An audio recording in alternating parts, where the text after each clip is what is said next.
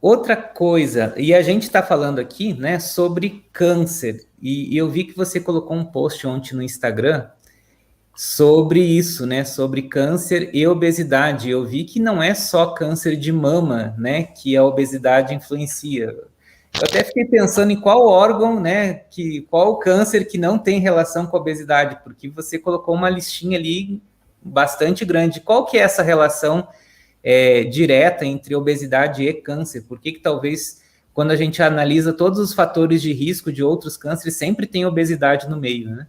Sim, exatamente. E é uma coisa que muitas pessoas não sabem, né? Então, eu coloquei justamente para tentar trazer essa questão informativa e já puxando para o assunto da nossa live de hoje, né? Então, o que acontece, né? Como eu estava falando antes, a gente tem essas alterações da parte da inflamação, né? E isso não é uma questão muito benéfica para o nosso metabolismo, para o funcionamento das nossas células, que por si só, com o passar dos anos, com o nosso envelhecimento, já vão sofrendo algumas pequenas mutações. E o nosso sistema imunológico, ele é o grande vigia dessas alterações. Como isso tudo vai estar num status inflamatório, algumas mudanças vão passar despercebidas, tá? Que não eram para evoluir, vão acabar evoluindo. E um grande culpado, eu acho que a gente pode chamar dessa forma, nesse contexto todo do aumento do peso com o câncer, é a insulina, né? A resistência à insulina. Então, para o pessoal entender bem, a insulina é um hormônio vital, a gente não vive sem insulina. E o que ela faz? Ela pega a energia e fornece, ela pega a glicose e fornece para as células para que a gente consiga gerar energia.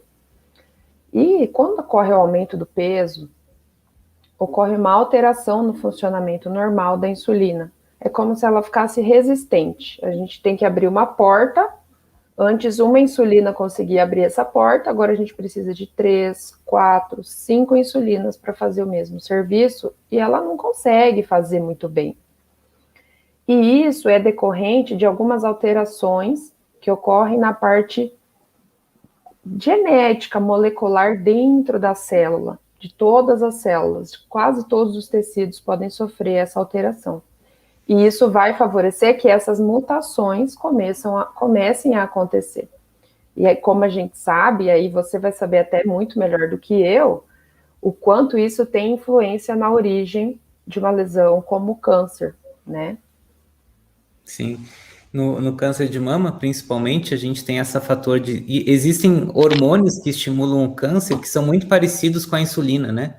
Então, às vezes, a célula de tumor ali usa essa resistência à insulina para começar a crescer, né?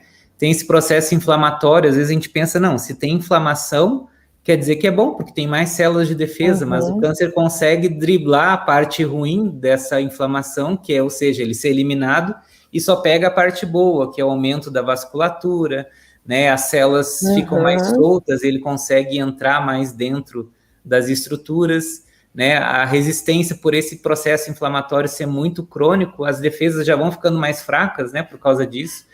Então, o câncer, ele é ardiloso mesmo, ele usa as coisas que estão ali a benefício próprio, né?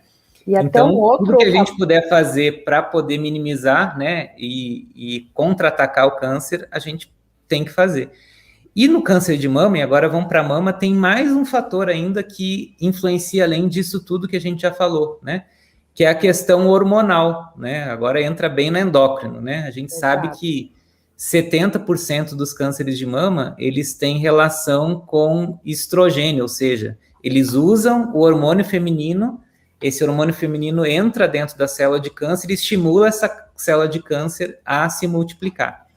E qual que é a relação, Ariane, entre gordura e estrogênio, né? Por que existe essa relação? Exato. A gente tem dentro do tecido gorduroso, como eu comentei, que ele é um grande órgão vivo, ele não está apenas ali existindo para acumular gordura, a gente tem a conversão de alguns hormônios, inclusive a testosterona, que nós mulheres produzimos em alguma quantidade ela também é convertida em estrogênio lá no tecido gorduroso. E depois da menopausa, se a mulher estiver acima do peso, isso pode ocorrer, não é, Douglas? E isso ser especialmente um fator de risco, porque a mulher vai continuar com esse valor do estrógeno, dos estrogênios um pouco acima do que uma mulher sem o aumento de peso. Então, ela vai continuar produzindo esse hormônio que vai alimentando essa lesão maligna que começou a se desenvolver.